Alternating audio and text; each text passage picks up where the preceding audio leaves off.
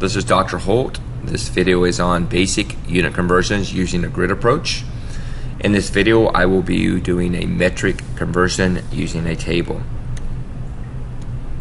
The first problem I have 3,802 centimeters, and I'm going to go to kilometers.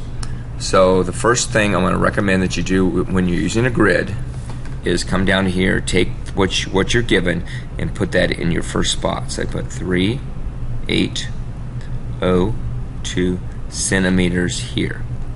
Okay, that's the first thing you're going to do. Since centimeters in the numerator, go ahead and put your centimeter right here and put a 1 right there.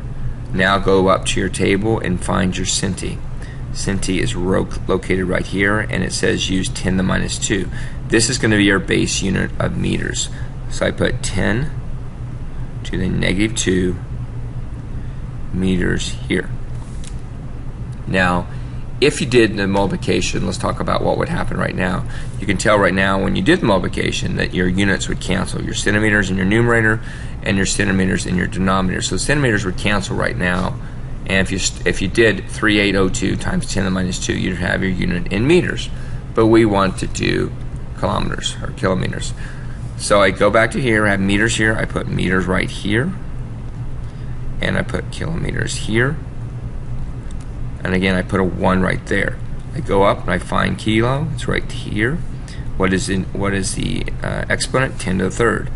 So I put 10 to the third right here.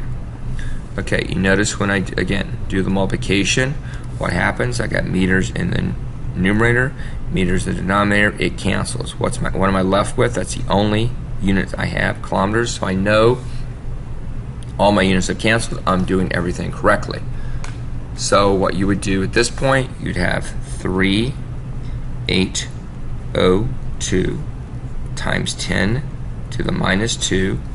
And if you want to, you can move this up, or you could just divide. You can either do it this way, times 10 to the minus 3, or you could do 3,802 times 10 to the minus 2, divide by, in parentheses, 10 to the minus 3. Okay, you notice on here, if I'm going to use this one, I would get 3,802 times 10 to the minus 5. Okay, my decimal's right here. I need to move it to this point here. So how many spots am I going to move it? 1, 2, 3. Okay, so that means that this has to increase by 3. So I get 3.802 times 10 to the minus 2 kilometers. And that would be the correct answer for this first problem right here. Again, notice how everything cancels as far as my units go. Alright, let's look at another problem here. Grab another pen. Okay, here I have 837 picometers, and I want to go all the way down to terameters. Okay, we're going to use basically the same approach. I put 837 picometer right here. I immediately come down here and I'll put my picometer here, and I'll put a 1 here. Again, don't go directly from pico to tera. Go back to your base unit of meter. So I put meter over here. I go up to the table, I find pico. And what's it say? 10 to the minus 12. So I put 10 to the minus 12 with my base unit of meters. If I did my multiplication at this point, the pico would cancel out and I'd get my units in meters. But again, I don't want meters, I want to go all the way to terameters.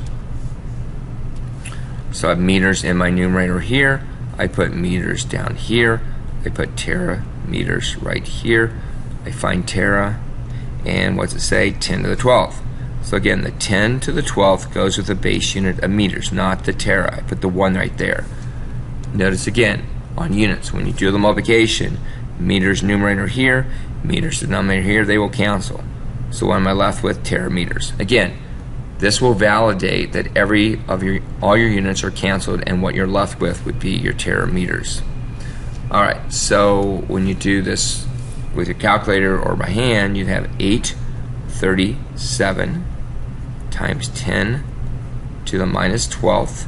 Again, you can divide by 10 to the 12th or bring it to the top and make it a negative. Here you add exponents. That would give you 837 times 10 to the negative 24th. Again, your decimals right here, we need to move it 1, 2, so this number would have to increase. So my final answer would be 8.37 times 10 to the minus 22 terameters.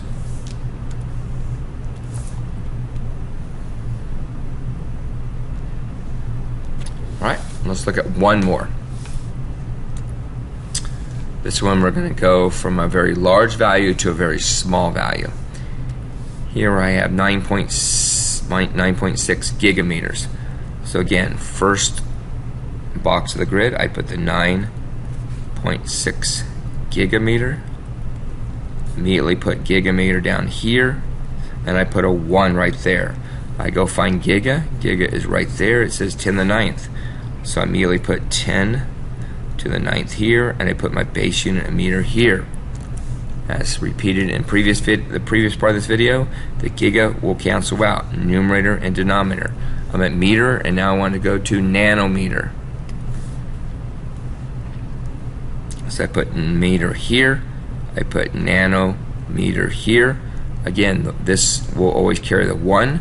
I go find nano, and 10 to the negative 9th. So I got 10 to the negative 9th meter here. Okay, again, make sure your units all cancel. I got meter here in the numerator, meter here, they cancel. What am I left with? Nano. Okay, that's the only unit I have, so I know that I'm doing a good job setting this up. And now I'm ready to do the multiplication. And I get 9.6 times 10 to the 9th. I can either divide by 10 to the negative 9th or move it up to the top, times 10 to the 9th. I add exponents, and that would give me 9.6 times 10 to the 18th nanometers.